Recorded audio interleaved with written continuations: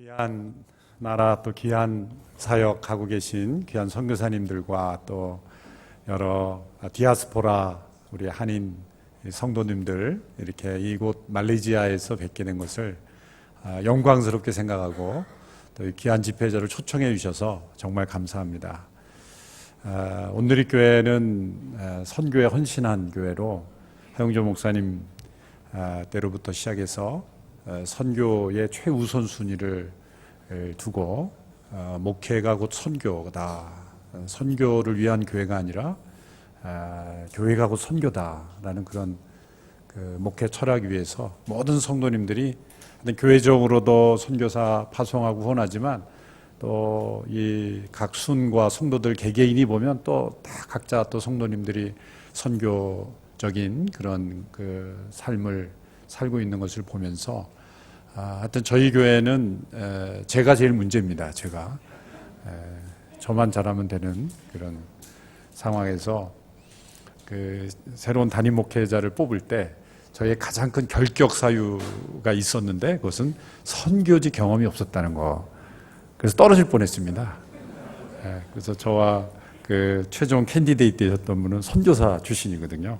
그래서 무조건 선교사님 하셨던 분이 해야 된다라고 부르짖는 장로님들이 계셔서 당연한 말씀이죠. 그래서 또 그분은 또 저와 함께 같이 서빙고를 담당하시면서 같이 잘 돕고 또 사역하고 있습니다.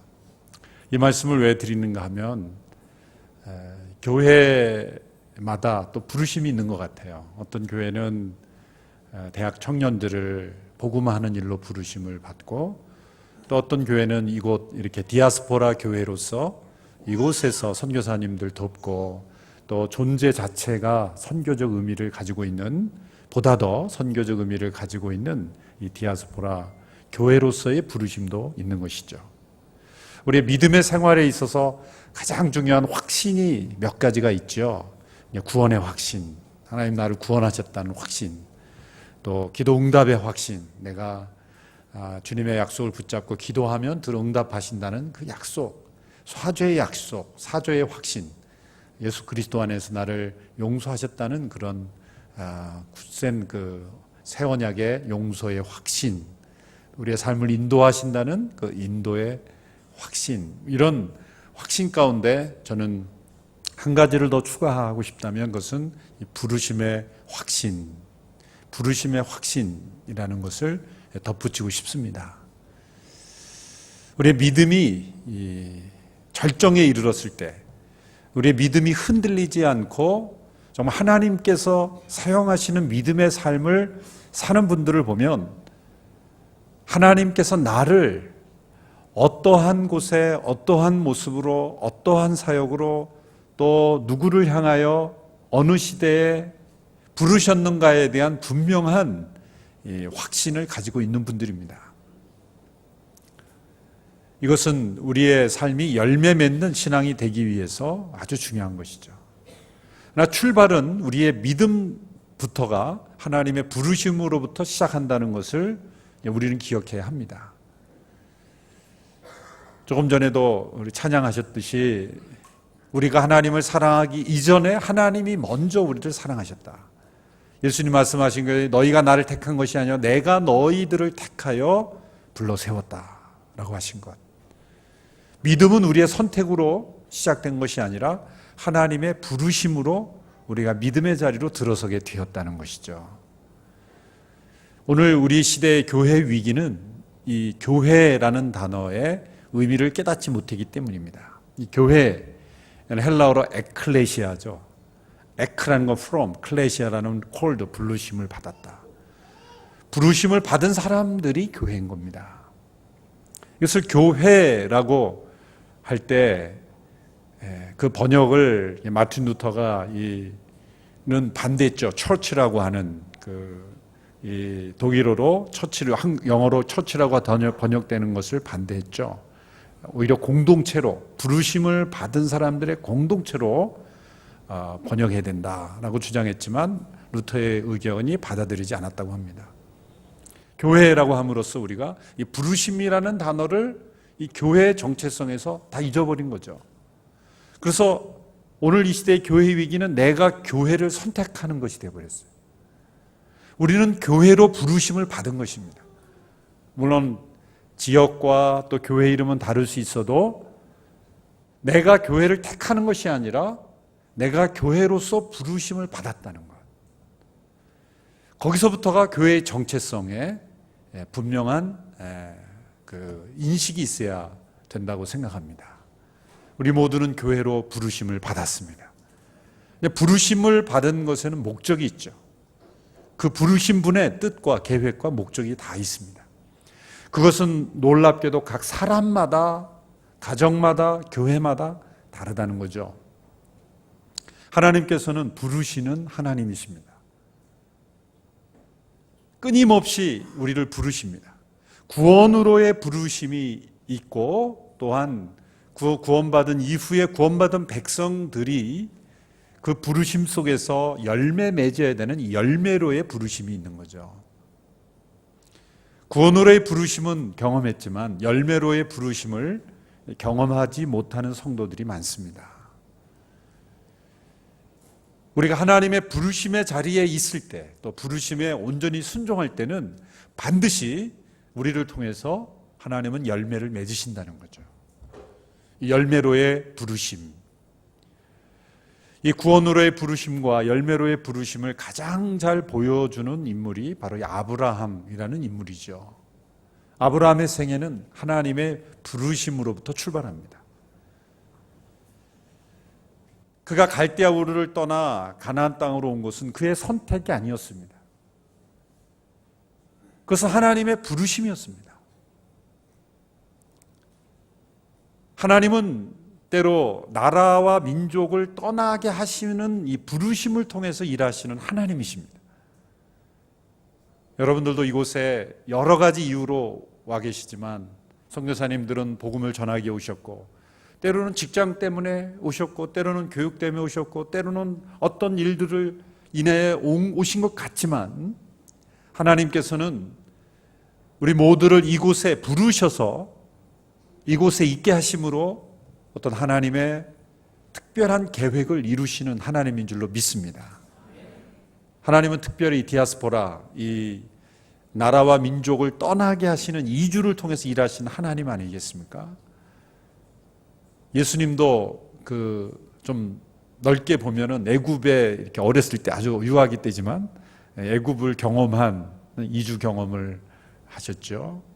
바울, 그는 이주 디아스포라, 유대인 통해서 태어난 헬라 문화와 유대 문화를 동시에 소화할 수 있는 그러한 복음의 사역자로 그는 부르심을 받은 겁니다.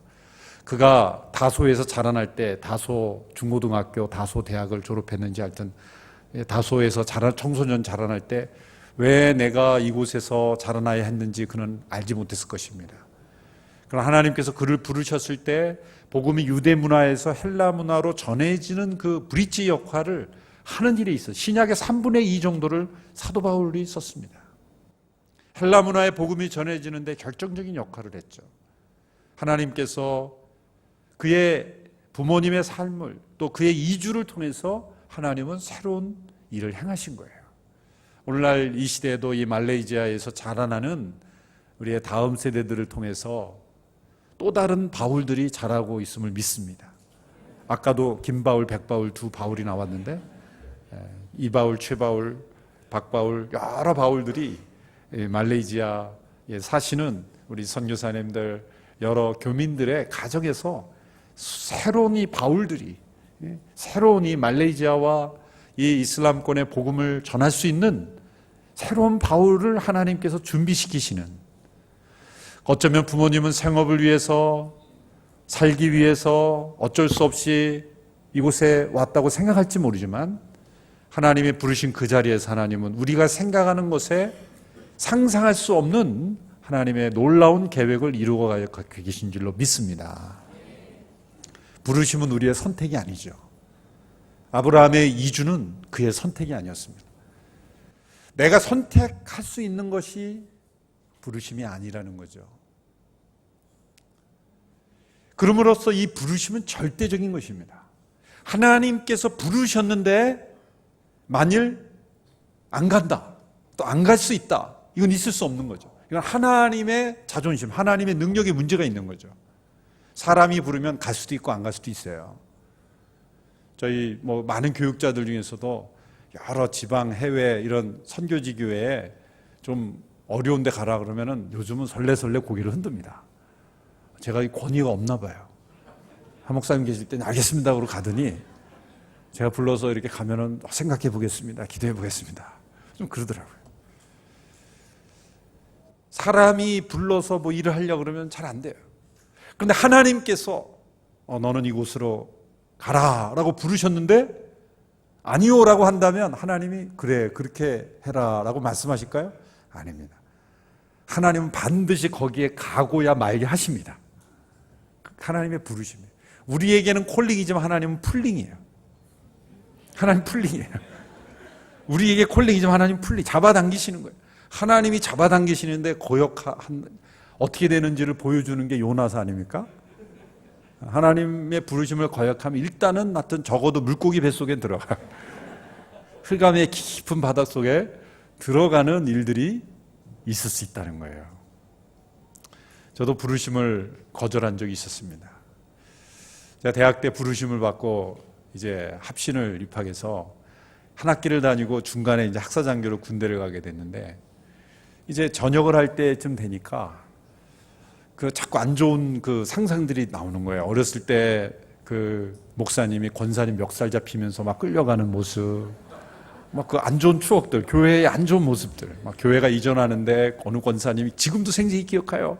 내가 헌금해서 이 예배당 지었는데 왜 이사 가냐고. 저희가 볼 땐 이사 가야 돼요. 막 화장실은 재래식 화장실에 그 좁은 거에 근데 거기 개발이 되니까 조금 그 땅값이 비싸니까 이전에 새로 지어야 되는데 내 눈에 흙이 들어가기까지는 안 된다. 그러면서 예배를 마치고 난 목사님이 멱살을 잡고 흔드는 거를 제가 찬양은 고만할 때 봤어요. 그게 막 떠오르면서 목사 멱살 잡혀야 되는데 그러면서 막 그 소명감이 불투명해지는 거예요. 그래서 나도 모르게 취업도 알아보고 그래서 한 군데 이렇게 취업도 해놓고 서랍 밑에 누가 보는 것도 아닌데 누가 볼까 봐 이렇게 죄책감 속에서 취업서류도 놓고 그래서 직장으로 가려고 그랬어요. 신학교로 복학 안 하고. 근데 군내에서 제대하기 한 3개월 전인데 이상하게 이 목이 막 부어오르는 거예요. 물혹이 막 급속도로 부어오르는데 그 북쪽에 계시던 어떤 분하고 비슷한 크기로 막 이렇게 이만한 물혹이 막 이렇게 생기는 거예요. 아주 특이한 현상이었어요. 급속도로 커지는 거예요. 의사가 하도 신기해서 이런 거 처음 본다고? 풍선처럼 막 하루가 다르게 자라는 거예요. 수술을 해야 되는데 군의관이 다 안 하겠다는 거예요. 나도 이제 얼마 있으면 제대하는데 제가 그때 학사장교 육군 중위 목을 따야 되는데 이 목을 잘못하면 이 마비도 올 수 있는데 수술 못 하겠다는 거예요. 이 군인병원에서 못 한다. 다 거절하는 거예요. 그래서 그 연대 군의관이 물어서 이 병원을 보험 가격으로 잘해줄 수 있는 병원으로 저를 데려갔는데 그 병원 어디냐면은 합신 근처에 있는 병원이었어요.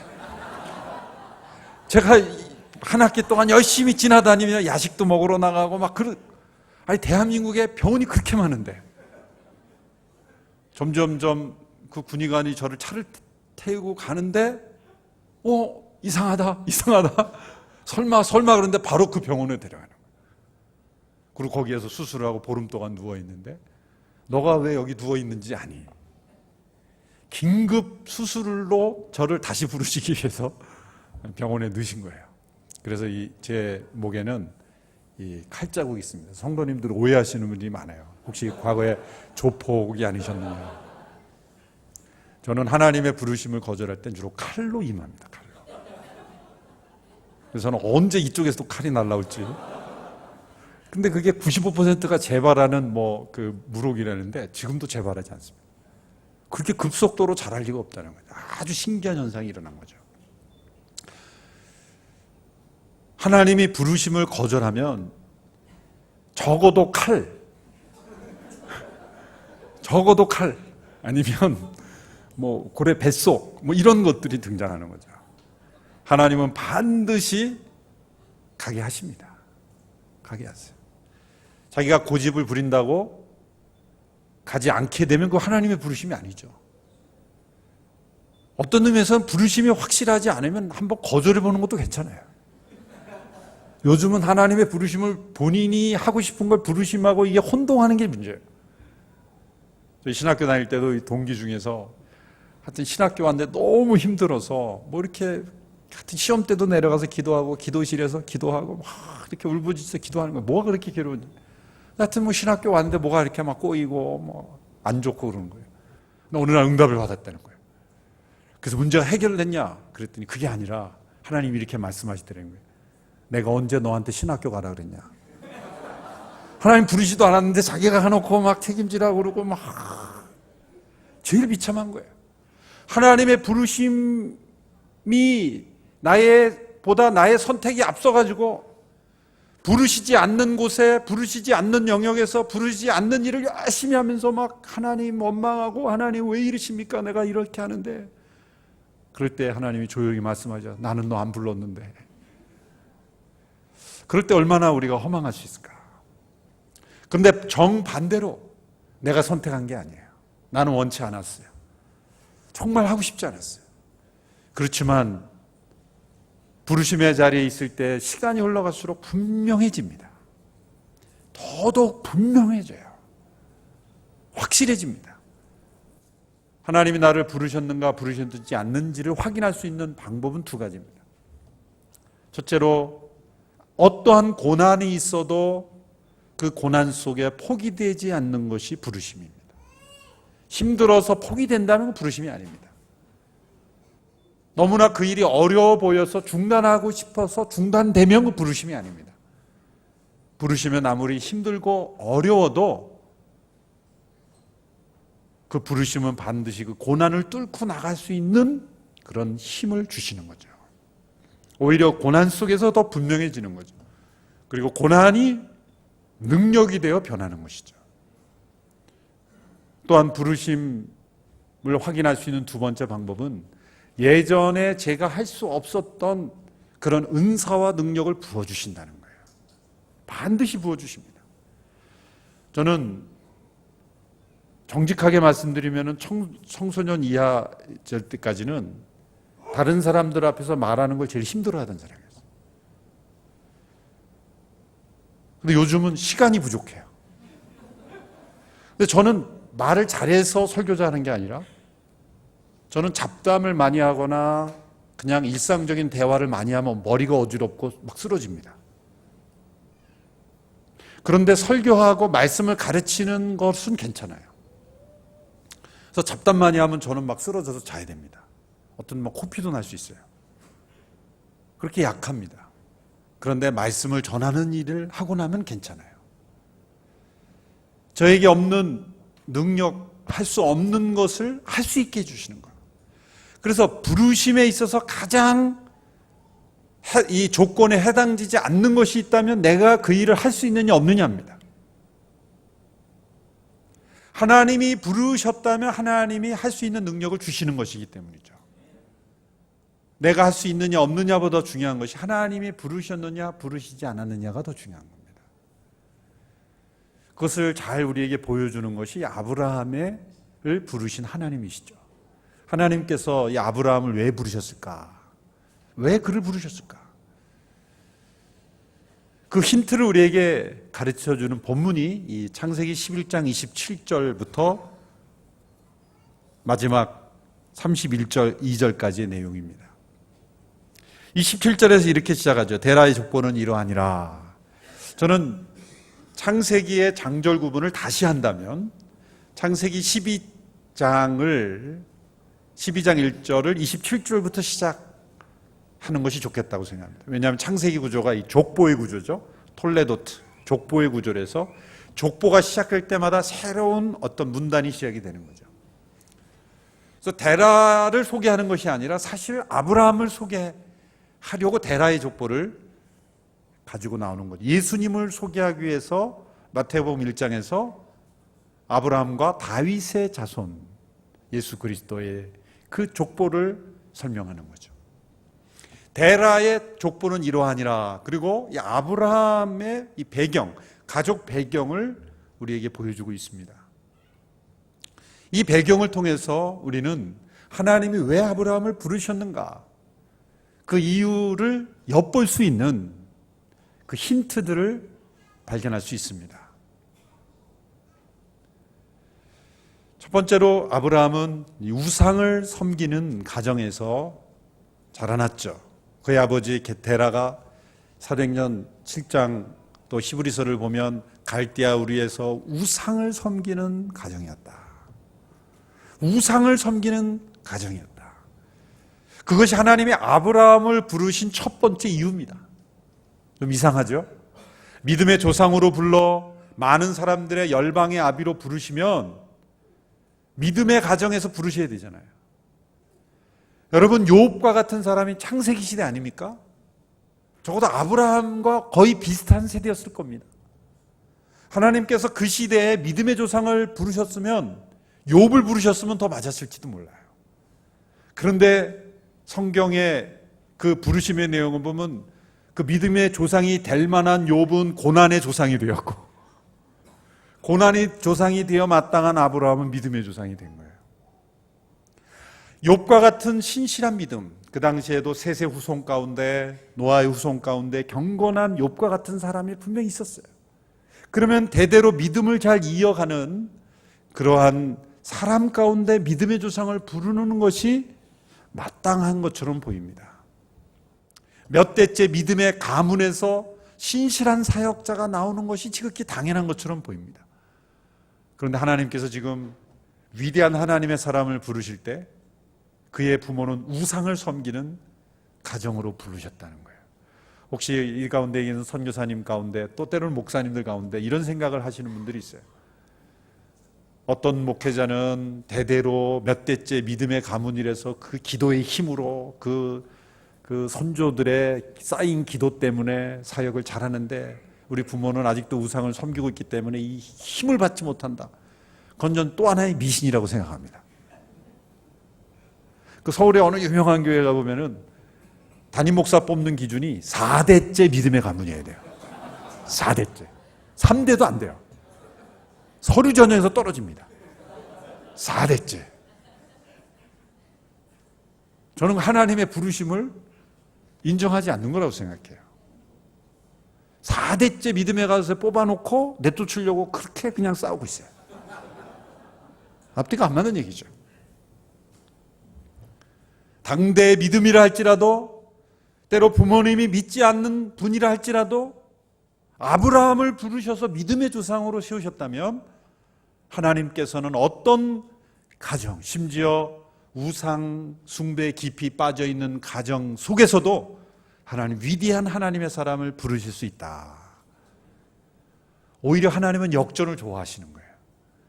이 11장 27절부터 32장절까지의 내용과 창세기 12장 1절에서 3절까지의 하나님의 그 약속의 내용을 보면 정반대의 내용이에요. 12장 1절에 3절에 그를 복주시고 창대케 하고 복의 근원이 되게 하시겠다고 하는 그 열방의 조상이 되게 하는, 믿음의 조상이 되게 했다는 그 약속과 아브라함이 가졌던 가족 배경과 조건은 정반대였다는 거예요. 아브라함이 왜 부르심을 받았는가? 우상을 섬기는 가정이기 때문이다. 우리는 이해할 수 없는 거예요. 갈대아 우르부터 우상을 섬기던 데라의 후손 가운데 하나님께서 그를 부르셔서 가나안으로 이끄셨어요. 그런데 왜 하나님께서 또 그를 부르셨을까? 그의 가정에는 역경, 고난을 경험한 가정이었습니다. 보시면 27절, 28절에 보면 이렇게 되어 있습니다. 하란이 갈대아 우르에서 아버지 데라보다 먼저 죽었다 그랬습니다. 이 아브라함이 이 족보에만 나온 대로 3형제죠. 세 형제인데 이후에 형제들이 있는지 없는지는 알 수 없습니다. 또 이게 아브라함이 장남인지 막내인지 그것도 알 수 없어요. 창세기 족보의 특성상 그냥 의미 중심으로 나열을 했기 때문이죠. 어쨌든 아브라함, 나홀, 하란 이렇게 나왔다 그랬는데, 이 3형제 중에서 하란이 순서대로 말하자면 막내죠.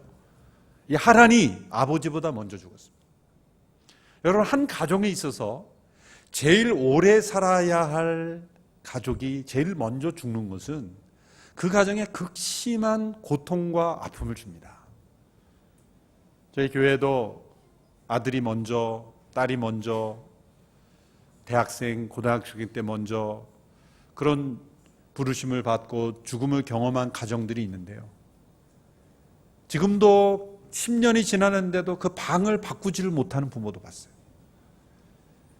자녀가 부모보다 먼저 죽는다는 것, 이것은 우리 생애 가운데 경험할 수 있는 슬픔 가운데서 가장 큰 슬픔이죠. 가장 큰 슬픔입니다. 아브라함의 가정은 이런 슬픔과 고난을 경험했어요.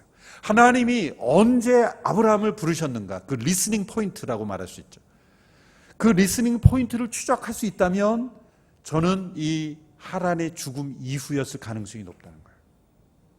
왜냐하면 우리가 좋은 일이 있을 때는 하나님의 음성이 잘 안 들립니다. 말할 수 없는 슬픔, 우리의 그냥 오장육부를 다 뒤집어 놓는 듯한, 우리의 영혼이 완전히 발가벗겨지는 듯한, 살점이 떨어져 나가는 듯한 고통 속에서 우리의 영혼이 예민해지죠. 마틴 루터는 친구가 벼락에 맞아 죽는 그 현장 속에서 하나님의 부르심을 체험했다 그러잖아요. 말할 수 없는 고통과 고난이 바로 우리가 하나님의 부르심을 분명하게 듣는 순간이 될 수 있다는 거죠. 그 순간 아브라함이 하나님의 음성을 분명히 들었습니다. 일상적인 상황 가운데 들을 수 없는 하나님의 음성. 너는 본토 친척 아비 집을 떠나 내가 네게 지시할 땅으로 가라. 아브라함에게 어떻게 우리를 떠나 가나안으로 갈 수 있었습니까? 물어본다면 나도 몰라요. 그냥 갈 수밖에 없었어요. 그랬을 거예요. 그게 부르심입니다. 뭐라고 설명할 수 없는, 그냥 끌려가는 듯한, 안 갈 수 없는, 그냥 있으면 죽을 것 같은 그러한 부르심 가운데 아브라함이 떠났을 거예요. 그런데 가다가 그 여행이 중단되죠. 그의 아버지 하란이, 그의 아버지 데라가 중간에 있는 이 하란에서 머물죠. 공교롭게도 이 하란이 그의 먼저 죽은 아들과 이름이 똑같아요. 교차로라는, 크로스로드라는 이름의 뜻인데, 이 지도로 보면 갈대아우르와 가나안의 정중앙에 있죠. 이 하란이. 거기서 멈췄어요. 아마도 데라가 이렇게 얘기했을 거예요. 난 여기 살겠다, 그냥. 안 가련다. 아마 그랬을지도 몰라요. 그래서 그가 205세까지 그곳 살다가 그곳에 죽습니다. 하란에서. 어쩌면 그 당시에 이 아브라함의 믿음은 아버지가 반대하면 더 나가지 못하는 그런 믿음. 하나님의 부르심 가운데 걸어가고 있지만 부모님이 반대하면 더 가까이 나갈 수 없는 그런 믿음의 수준이었을지도 몰라요. 하나님이 창세기 12장 1절에서 보면 저는 이것은 두 번째 하나님의 부르심이다 이렇게 볼 수 있어요. 첫 번째는 나와 있지 않지만 그것은 갈대아 우르에서, 그것은 히브리서 11장과 사도행 7장에 나오죠. 갈대아 메소포타미아에 있을 때 영광 가운데 하나님이 그를 부르셨다. 영광의 하나님이 그를 부르셨다. 12장 1절은 뭡니까? 하란에서 아버지가 죽은 후, 이게 두 번째 죽음이에요. 첫 번째는 형제의 죽음이요, 두 번째는 아버지의 죽음. 이 연이은 가족의 죽음과 하나님의 부르심은 붙어 있다라고 우리는 상상할 수 있죠. 대개 우리가 이 하나님의 부르심을 경험할 때 대부분의 성도들이 부정적 사건을 통해서 하나님의 부르심을 확실하게 경험해요. 좋은 일, 긍정적인 일, 그런 일을 통해서 하나님의 부르심을 확신하면 참 좋은데 그러기가 쉽지 않아요. 그러기가 쉽지 않아요. 대개는 육체의 질병 속에, 가정의 고난 속에, 이해할 수 없는 그러한 시련 속에서 우리의 영혼이 예민해지고, C.S. 루이스가 그렇게 말했죠. 하나님이 축복 가운데서는 속삭이시고 고난 가운데서는 샤우팅하신다, 외치신다. 귀를 막아도 들리는 거죠. 고난 속에서 하나님의 부르심을 그가 경험했다는 거예요. 하나님께서 아브라함을 믿음의 조상으로 부르신 것은 그 인생의 가정의 고난과 역경을 경험했기 때문에, 저는 하나님의 열매를 맺는 사역자에게 있어서 이 고난은 필수라고 생각합니다. 우리가 IQ라 그러죠. 그 다음에 EQ라 그러죠. 요즘은 뭐 사회 지수라 그래서 SQ, 뭐 소셜, 뭐 코션, 그 사회 지수라 그러죠. 근데 우리 그리스도인에게선 역경 지수라는 게 있어요. Adversity quotient. 역경 지수, 고난 지수, Suffering quotient. 얼마나 고난을 얼마나 역경을 겪었는가가 우리의 영성 지수를 평가하는 아주 중요한 잣대인 것입니다. 왜냐하면 그만큼 하나님의 부르심에 민감할 수 있는 거죠. 그래서 저희는 오늘 이렇게 많은 교육자들을 뽑는데 이제 뭐 공채로 합니다. 이제 많은 분들에게 기회를 드리기 위해서. 이렇게 하면 이제 뭐 장로님들, 리더 교육자님들이 인터뷰도 하고 이렇게 해서 이렇게 오면은 제가 한 2배수 정도에서 제가 이제 인터뷰를 해서 결정을 하는데, 그 장로님들과 이렇게 리더십 목회자들이 이렇게 순위를 매겨요. 나름대로 설교도 평가하고 인터뷰도 하고 그래서 순위를 했는데, 저에게 와서 순위가 완전히 바뀌어버려요. 근데 제가 보는 건 딱 한 가지예요. 당신의 인생에서 가장 어려웠던 고난이 있었습니까? 어떤 교육자님이 그 순위에서는 굉장히 낮은데, 저는 고3 때 부모님이 부도를 맞아서 신문 배달했습니다. 그래, 점수가 올라가는 1등이 됐어요. 당신은 인생에 어떤 경험을 봤습니까? 중간 정도 되는 교육자였는데, 저는 중고등학교 때 방황해서, 아버님 목사님인데 방황을 하다가 사고를 쳐서 회개하다 돌아다. 그래, 그럼 점수가 또 올라가는 거예요. 그런 어떤 뭔가, 저는 방황 점수도 좀 줍니다. 많이는 안 주지만 방황도 돌아왔을 때, 방황하고 있으면 안 되죠. 근데 방황해서 돌아온 것은 약간 쳐줍니다. 근데 고난은 것보다 훨씬 더 많이 쳐줍니다. 그래서 이 고난 지수 때문에 순위가 막 바뀌어요. 확 바뀝니다.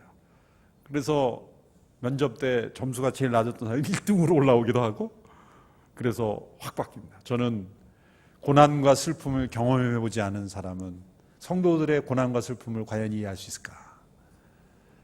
아무런 고난 없이 온실 속에서 자란 영혼이 과연 이 세상 속에 그 고통 속에 있는 성도들을 위로할 수 있을까? 그래서 저는 이 역경 고난 지수를 매우 하나님의 부르심에서 중요한 거예요. 그럼 우리의 인생에, 혹시 여러분의 가정에, 다른 가정은 다 평탄한 것 같은데 우리 가정에는 이런 시련이 있을까? 라고 하신다면, 그것은 하나님 나라에서는 플러스 알파 점수가 올라가는 거예요. 하나님의 또 다른 부르심이 그 고난 속에 숨어 있다고 저는 믿습니다. 부르심 때문에 그런 거예요. 부르심 때문에.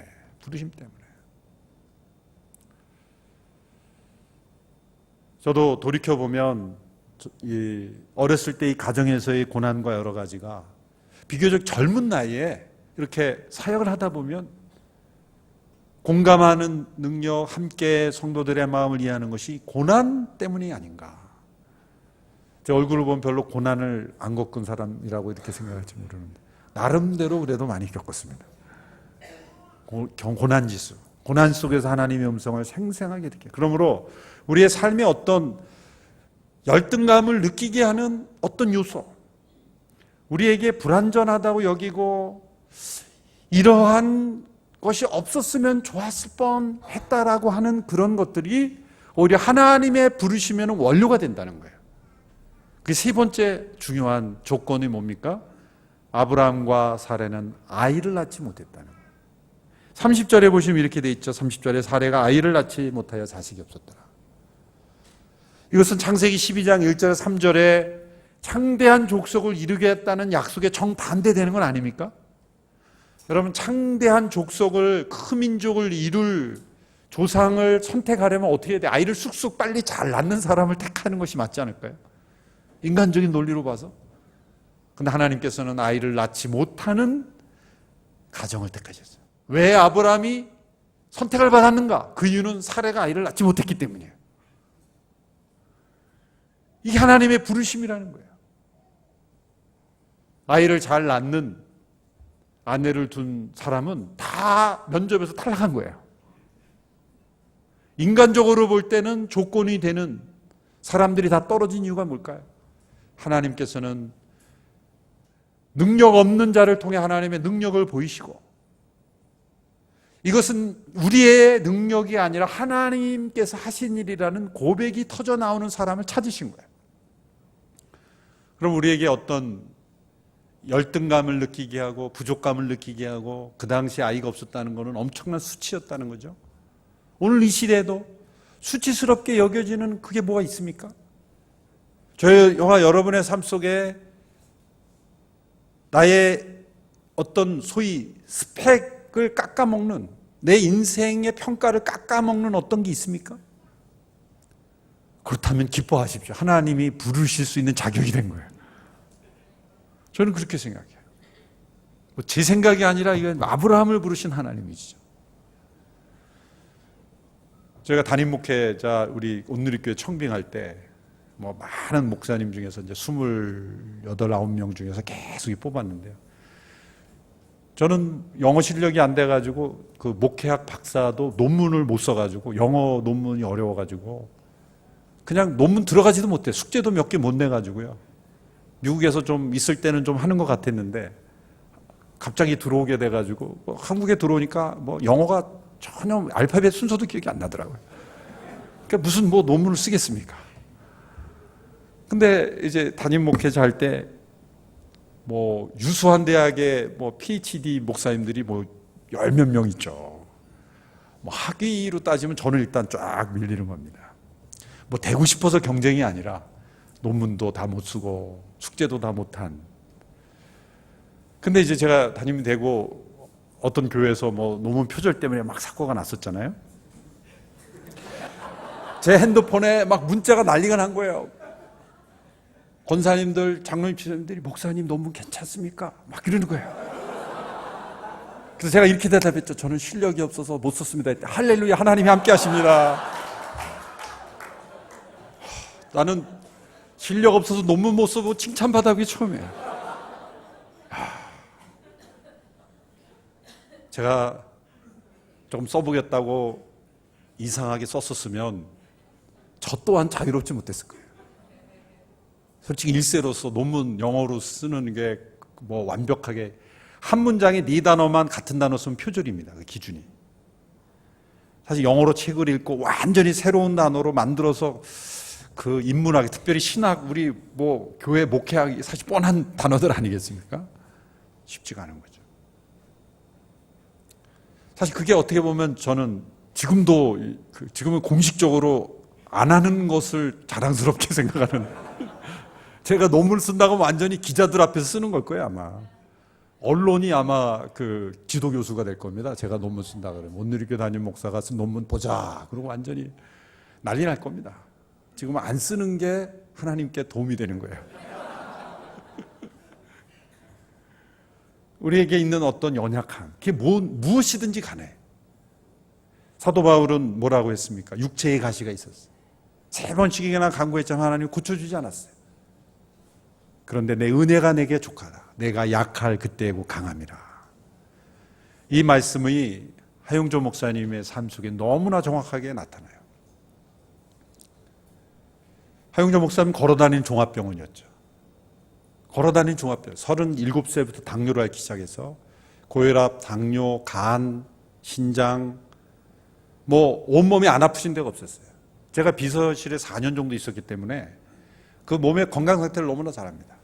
다리가 아파서 제가 좀 주물러 드려도 손으로 만지는 것도 아파요. 근데도 내세가 나지 않죠. 그런데 온누리교회 역사를 보면 하용조 목사님이 심하게 아프실 때마다 교회는 또 발전했어요. 신기해요. 아프셔서 안식년 갔다 오시면 더 성령 충만해지고, 목사님은 아프셔서 설교를 못하는데 교회는 더 성장하고, 참 신비로운 교회입니다. 보통 안 계시면 더 뭔가 문제가 생기고 그랬는데 많은 시간을 비우셨어요, 강단을. 처음에 암 걸리시고 나서 거의 10년 암 수술을 8번 하셨잖아요. 그래서 2번 그제 암 수술 들어갈 때부터 제 비서실에서 제가 6번째까지 기도해드렸어요, 수술실에서. 그럼 나 갔다 올게. 그러고 웃으면서 그 수술을 받아오시고 그렇게 하셨던. 그런데 그렇게 많은 수술 속에서 아프시지만, 그런데 많은 시간을 목회를 못 하셨지만 오히려 교회는 건강했다는 거예요. 그런데 놀랍게도 지금 이제 온누리교회 제가 후임 담임 목사로 보니까 하 목사님께서 많은 시간을 아프시면서 못하시면서 오히려 성도들이 스스로 서로를 세우는 교회 구조가 돼 있어요. 오늘 교회는 제가 한 몇 년 안 나타나도 그냥 말레이시아 계속 있으라 그럴 거야 아마. 보시피 한 목회자가 최선을 다해서 그 흔적을 깊게 남기는 게 중요하겠죠. 그런데 때로 하나님은 깊게 흔적을 남기지 않고 비전을 제시하고 문화를 만드는 그 영역을 통해서도 오히려 약한 건강을 통해서 일하시더라고요. 황영조 목사님 마지막 몇 년 동안은 일본에 계셨죠. 일본에 계셔야 되는 이유가 신장 투석을 해야 되기 때문에. 이 신장 투석기가 일본에서 개발했기 때문에 일본에서 투석을 받으면 이렇게 거뿐하게 일어나시는데 한국이나 미국에서 받으시면 이게 완벽하지가 않은 거예요. 온몸이 붓고 못 일어나고 막 그러는 거예요. 사실 사시기 위해서 일본에 계실 수밖에 없었던 거예요. 근데 하 목사님 그걸 어떻게 해석했냐면 하나님이 나를 말년에 선교사로 부르셨다. 그렇게 해석했어요. 진짜로. 그리고 선교사 비자를 받으셨어요. 그리고 뭘 하냐면 러브소나타를 시작한 거예요. 러브소나타. 그리고 CGN TV 일본을 시작한 거예요. 아니 투석하라고 일주일에 3번 투석하라고 일본에 가 계시라 했더니 일을 더 벌리신 거예요. CGN TV를 만들고 러브소나타를 도시마다 하는데 여러분 건강한 사람도 이 여행에서 돌아오면 피곤한데 한 목사님 투석을 하고 바로 출발해야 돼요. 그러니까 3일을 투석을 해야 되니까 그 사이에 갔다 와야 되는 거예요. 그럼 비행기 시간 따지고 트래픽 따지고 거기에서 오고 가는 시간 따지면 어떤 때는 딱 2번 생명 위태로운 때가 있었어요. 동경에서 투석받고 출발해서 다른 도시 좀 먼 도시에 갔다가 집회를 다 마치고 다시 돌아오는데 동경에서 트래픽이 맞춘 거예요. 1시간이 딜레이 되면 독이 퍼져가지고요 위험해집니다. 투석 환자들은 이 1-2시간만 투석 시간이 늦게 도착하면 굉장히 위독해집니다. 독이 퍼져서. 그랬던 때가 2번 있어요. 그것은 생명을 내건 사역이었어요. 생명을 내건 거예요. 일본 분들이 그걸 기억하고 있는 거예요. 저분은 일본을 위해서 목숨을 걸었다. 그래서 러브소나타 사역이 지금도 일본 교계가 열심히 호응해주고 일본 CGN TV를 통해서 그 하 목사님의 마지막 약함을 통해 일하시는 하나님을 보았어요. 그래서 일본 목회자들이 저분은 우리나라 사람도 아닌데 저렇게 목숨을 걸고 하는데 우리가 이래서 해야 되겠느냐. 그래서 일본 교계가 러브소나타 지금 22번째 했습니다. 처음에는 연예인들을 통해서 좀 했지만 지금은 연예인 아무도 안 나오는데도 그 70여 개, 100여 개 교회가 10명, 20명도 안 되는 그 교회들이 열심히 성도들을 1년 동안 그 집회에 데려옵니다. 그래서 2,000명 정도씩 모입니다. 결신자들로 100명대로 올라갔어요. 관심을 가진 사람들이 200명대가 됩니다. 이번 교토에서는 그랬어요. 있을 수 없는 일이라고 하죠. 그런데 그 22번이나 계속 지금도 내년 2번 집회가 다 계획이 돼 있어요. 그 이유가 뭡니까? 하 목사님이 가장 연약할 때 돌아다니시면서 헌신하셨던 그리고 마지막 대지진 3월 11일 대지진 나는 그날이 출국날이었어요. 참 공교롭대죠. 지진을 알고 도망 나온 게 아니라 공항에 가는데 지진이 난 거예요. 조금만 졌으면 못 떠날 뻔했죠. 그러면 어떻게 됐을까요? 투석하러 갈 수도 없어요. 도로가 막 흔들리고 있기 때문에 병원에 못 가고 목사님은 돌아가셨죠. 기가 막히게 또 거기서 건져주신 거예요. 그래서 서울로 돌아오게 하셨죠. 이 약함을 통해 일하시잖아요. 그래서 많은 분들이 하 목사님이 저희 목회자들에게 그런 말씀을 하세요. 온누리 교회가 왜 이렇게 조용한 줄 알아? 그러시는 거예요. 비결이 뭡니까? 내가 아파서 그래. 그래서 뭐 좀 문제 있어도 목사님한테 항의하러 갔다가 목사님이 아픈 얼굴 이렇게 나오시면 목사님도 아프신데 우리가 그냥 그래서 목사님이 내가 아픈 게 무기야 그러시면서 목사님의 아픔이 오히려 교회는 건강하게 되었다. 그러니까 목회자가 건강해도 사역을 잘할 수 있지만 그러나 거꾸로 가장 약한 목회자의 건강을 통해 하나님은 더 건강한 목회를 이룰 수 있다. 이 하나님의 부르심의 특이한 점이죠. 아브라함에게 사라가 자식을 낳지 못했지만 그것이 도리어 하나님의 전능하심을 보였고, 하나님의 부르심에는 후회함이 없고 반드시 하나님이 열매 맺으신다는 것을 보여주신 거죠. 아브라함이 수많은 민족을 봤습니까? 아니죠. 이삭 봤습니다. 이삭. 우리에게 중요한 건 뭡니까? 하나님이 부르셨다면 내 눈에 보기에는 단 한 영혼이라 할지라도 하나님이 나를 부르심에서 맺은 그 열매를 통해서는 열방이 축복을 받게 되어 있다. 열방을 자꾸 눈에 보는 것보다 아브라함에게는 이삭 한 명이 보였던 것처럼, 그러나 그것이 부르심의 자리에 있을 때는 그 부르심의 열매가 맺어지고 있다라고 우리는 받아들일 수 있게 되는 거예요. 우리 선교사님들이 이곳에 사역하면 단 한 영혼이라도 주 앞에 인도했다면 하나님은 귀한 사역으로 인정하실 줄로 믿습니다. 아브라함은 한 영혼 낳잖아요. 하나님의 부르심을 받은 영혼들은 반드시 영적 아버지로서 부르심을 받았다는 거죠. 그래서 반드시 영혼을 낳게 되어 있습니다. 우리의 열매로 부르심은 영혼을 낳는 부르심이에요. 자신을 닮은 영혼을 낳는 거예요. 그것이 미얀마거든 어떤 다른 종족이건 말레이시안이건 어떤 누구든지 간에 나를 닮은 또 다른 영혼을 낳는 것입니다. 그것이 하나님이 우리를 향한 부르심입니다. 하나님이 부르시면 반드시 이루십니다. 하나님이 부르신 자리에 있으면 고난도 이기게 됩니다. 포기하고 싶었다가도 다시 일어나게 됩니다. 그리고 부르심을 따라 충성하는 영혼만이 정말 행복한 열매 맺는 그런 사역자가 될 줄로 믿습니다. 우리 성도님들의 삶 속에는 부르심의 자리에서 여러분이 이곳에 어떤 이유로 오셨든지 간에 하나님이 부르신 자리다 생각할 때 예전에 보지 못했던 그러한 그것을 보게 되는 거예요. 주재원으로 오신 분들은, 여기 많은 선교사님들은 교회에서 서포트해서 선교사로 보냈지만 주재원으로 오신 분들은 회사에서 선교사로 파송했었다 생각합니다. 그 부르심의 각도에서 볼 때 이것은 놀라운 일입니다. 이곳에 있는 모든 분들이 선교사로 부르심을 받았다는 소명을 확인할 때 이곳에는 놀라운 영적 지진이 일어나는 거죠. 선교사를 단지 돕는 차원이 아니라 이 디아스포라 모든 성도들이 선교사다. 왜 이 한인 디아스포라를 이렇게 전 세계에 많이 흩어놓으셨습니까? 다 선교의 목적 때문입니다. 한국교회를 통해서 받은 이 축복을 열방과 나누라고 하나님께서 부르셨는 줄로 믿습니다. 이제 이 부르심을 따라 날마다 걸어갈 수 있게 되기를 바라고, 우리의 연약함과 우리의 약함과 우리의 부족함과 또 우리 가정과 내 안에 있는 어떤 부족함, 모든 것이 하나님의 부르심에는 오히려 중요한 조건이 된다는 것. 중요한 조건이 된다는 것.